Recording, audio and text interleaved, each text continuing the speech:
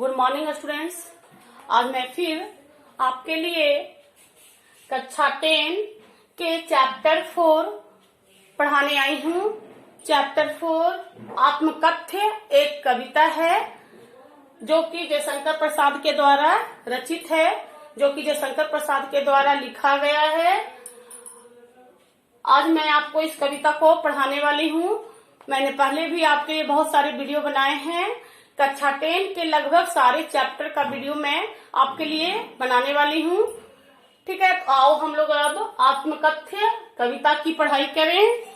तो आत्मकथ्य कविता जो है वो जयशंकर प्रसाद के द्वारा लिखी गई है। जयशंकर प्रसाद हिंदी साहित्य के श्रेष्ठ साहित्यकार माने जाते हैं। जयशंकर प्रसाद हिंदी साहित्य के श्रेष्ठ साहित्यकार माने जाते हैं। इनकी रचनाएं बहुत ही अलौकिक और अद्भुत होती है। इनकी रचनाओं की जो तीव्र अनुभूति होती है दिल को छू जाने वाली होती है और जो पाठकगण हैं उनको अनायास ही प्रभावित कर लिया करती है।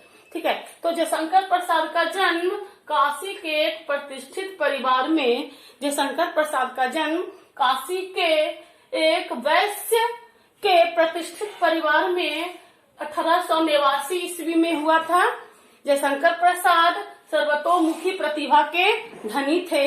जयशंकर प्रसाद सर्वतोमुखी प्रतिभा के धनी थे। सर्वतोमुखी means allrounder. Jaishankar Prasad allrounder थे और इन्होंने साहित्य जगत को अनेक सुंदर सुंदर रचनाएं दी। इनकी रचनाओं में प्रमुख है चित्राधार, कुसुम, कानन, झरना, कामायनी। इस प्रकार से हम लोग देख रहे हैं कि तो जयशंकर प्रसाद की प्रमुख रचनाओं के बारे में मैंने आपको बताया। चित्राधार, कुसुम, कानन, झरना, कामायनी। इन रचनाओं में कामायनी है जो सर्वप्रमुख है और इसके लिए जयशंकर प्रसाद को साहित्य जगत ने मंगला प्रसाद पुरस्कार भी प्रदान किया था।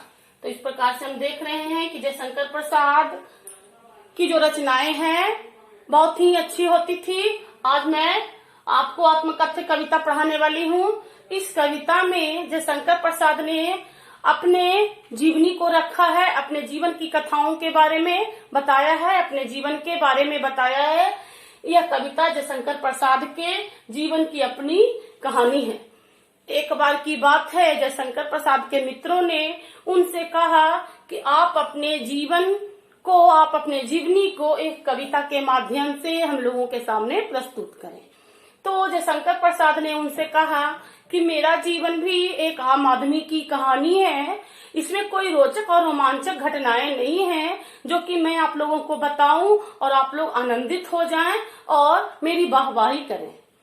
मेरा जीवन दुखों का सागर है। मेरे जीवन में दुखों की बहुलता है, लेकिन उनके मित्रों के बहुत आग्रह करने पर उन्होंने इस कविता को लिखा जो कि उनके जीवनी है, जो कि उनकी जीवन की कहानी है। इस कविता को 1932 ईस्वी में हंस के आत्मकथा विशेषांक में प्रकाशित किया गया।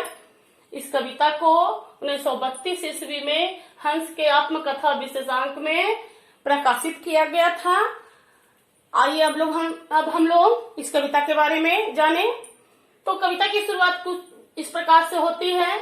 कविता का शीर्षक है आत्मकथ्य। आत्मकथ्य का मतलब अपनी कहानी, जयशंकर प्रसाद की अपनी कहानी।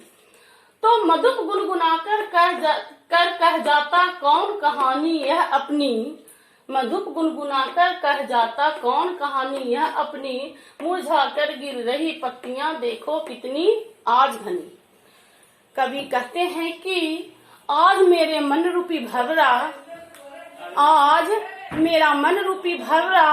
आप लोगों से पता नहीं अपनी कौन सी कहानी को कहना चाहता है।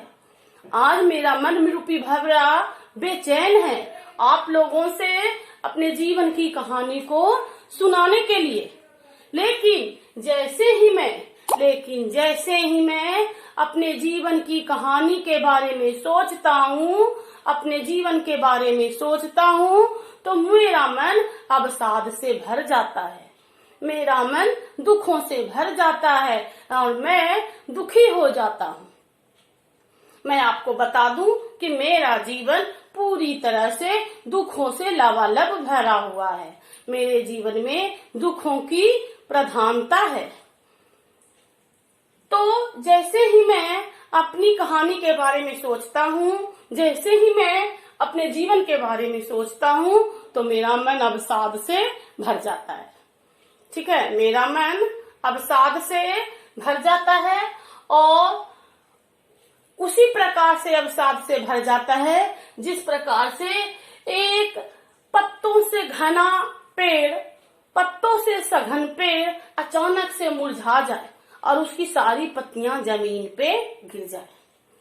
मेरा मन उसी प्रकार से दुखी हो जाता है, मेरा मन उसी प्रकार से बेचैन हो जाता है जिस प्रकार से एक घनी पत्तों वाली सघन एक पेड़ है जो कि अचानक से मुरझा जाए और उसकी सारी पत्तियां जमीन पर गिर जाए।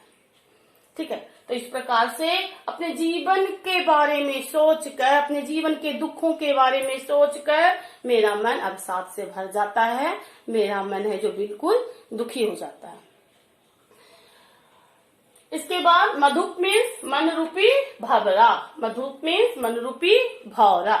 तो आगे इस गंभीर अनंत नीलिमा में असंख्य जीवन इतिहास, इस गंभीर अनंत नीलिमा में असंख्य जीवन इतिहास यह लोग करते ही रहते हैं अपना व्यंग मलिन उपहास, यह लोग करते ही रहते हैं अपना व्यंग मलिन उपहास।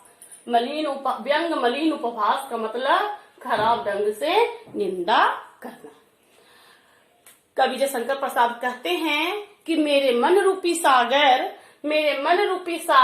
के अंतहीन विस्तार में, मेरे मन रूपी सागर के अंतहीन विस्तार में मेरे जीवन की बहुत सारी कथाएं सम्माहित है, मेरे जीवन की बहुत सारी कथाएं, बहुत सारा इतिहास है जो सम्माहित है, शामिल है। मैं उन कथाओं को आप लोगों को बताऊं, मैं उन कथाओं को आप लोगों को बताऊं, मगर अपनी दुर्बलताओं के बारे में, अपने कमजोरियों के बारे में, अपनी असफलताओं के बारे में सोचकर मुझे डर लगता है, सोचकर मुझे डर लगता है। ये असफलता मेरे जीवन के अंतहीन विस्तार में बहुत सारी असफलताएं छिपी हुई है, बहुत सारी दुर्बलताएं छिपी हुई है और वे अक्सर मेरा मजाक उड़ाया करती हैं। आप ये सब जानते हो। अपने मित्रों को संबोधित करते हुए कवि शंकर प्रसाद कहते हैं कि तब भी कहते हो कर डालूं दुर्बलता अपनी बीती, तुम सुख सुनकर सुख पाओगे, देखोगे यह सागर रीति। कवि अपने दोस्तों को संबोधित करते हुए कहते हैं कि आप लोग जानते हो कि मेरा जीवन दुख से भरा हुआ है, दुर्बलताएं मेरा पीछा नहीं छोड़ती हैं, मैं कमजोर हूं, फिर भी आप लोग मुझसे मेरी कहानी का जिक्र करने के लिए कहते हो और मेरी कहानी के बारे में सुनना चाहते हो। मैं अपनी दुर्बलताओं के बारे में आप लोगों को क्या बताऊं, अपनी कमजोरियों के बारे में आप लोगों को क्या बताऊं। मेरा जीवन है जो सुखों से विहीन है, मेरे जीवन का घड़ा बिल्कुल खाली है, इसमें सुख का नामो निशान नहीं है। मुझे यह डर है कि यदि मैं आपको अपने जीवन की कहानी बताऊं, अपने जीवन की कमजोरियों के बारे में बताऊं, तो कहीं आप लोग मेरा मजाक ना उड़ाओ। जिस प्रकार से ये कमजोरियां मेरा मजाक उड़ाया करती है, ये दुर्बलताएं मेरा मजाक उड़ाया करती है, उसी प्रकार से आप लोग मेरा मजाक ना उड़ाओ और मुझ पर व्यंग ना कसो और हंसकर सुख की प्राप्ति ना करो। अगर आप लोग मेरे जीवन के खाली घड़े को देखोगे तो आप लोग मुझ पर व्यंग कसोगे। किंतु कहीं ऐसा ना हो कि तुम ही खाली करने वाले, किंतु कहीं ऐसा ना हो कि तुम ही खाली करने वाले, अपने को समझो मेरा रस ले अपने भरने वाले। कवि जयशंकर प्रसाद कहते हैं कि मुझे यह भी डर है, मुझे यह भी डर है कि मेरी दुख भरी कहानी को सुनकर, मेरी दुर्बलताओं को सुनकर कहीं आप लोग भी दुखी ना हो जाओ, कहीं मैं अपनी कहानी के द्वारा आपको भी दुखी ना कर दूं। क्योंकि इस संसार में सभी प्राणी एक जैसे नहीं होते, बहुत सारे ऐसे भी संवेदनशील प्राणी होते हैं जो दूसरों के दुख से दुखी होते हैं और अपने आप को उनके दुखों का कारण समझते हैं। मुझे डर है कि मेरी कहानियों को सुनकर आप भी दुखी ना हो जाओ, तुम ही खाली करने वाले, और यह ना समझो कि आप ही मेरे जीवन के घड़े से सुख को बाहर निकालने वाले हो, आप ही मेरे दुखों का कारण हो।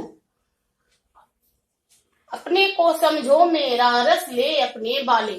फिर कवि जयशंकर प्रसाद इस बात की भी आशंका व्यक्त करते हैं कि मेरे दुखों को सुनकर, मेरी दुर्बलताओं को सुनकर, मेरी कमजोरियों को सुनकर आप लोग शिक्षा ग्रहण करोगे, आप लोग शिक्षा ग्रहण करोगे, प्रेरित हो जाओगे कि मैंने जिन गलतियों को किया, मैंने जिन गलतियों को दोहराया, आप लोग उन गलतियों को ना करो, आप लोग उन गलतियों को ना करो और अपने जीवन को सफल बनाओ। गलतियों को ना दोहराते हुए, मेरी तरह गलतियों को ना दोहराते हुए असफलता की ओर ना जाओ और आप लोग सफलता को प्राप्त करो। कहने का मतलब है कि कवि जयशंकर प्रसाद को 3 बात की संभावनाएं नजर आती है अपने आत्मकथ्य को सुनाने में। पहली कि उन्हें डर है कि कहीं उनके दुखों के बारे में सुनकर लोग उनका उपहास न उड़ाएं। दूसरा, उन्हें डर है कि कहीं उनके मित्र दुखी ना हो जाएं उनकी कहानी को सुनकर। और तीसरा, उन्हें इस बात की भी आशंका लगती है कि मेरी कहानी को सुनकर मेरे मित्र प्रेरित होंगे और अपने जीवन को सुखी और संपन्न बनाएंगे। इस प्रकार से कविता का एक पैराग्राफ खत्म होता है। मुझे उम्मीद है आप लोगों ने अच्छे से समझ लिया होगा। अगर आपको यह कविता अच्छे से समझ में आ गया होगा तो मेरे चैनल को लाइक और सब्सक्राइब जरूर करना। धन्यवाद।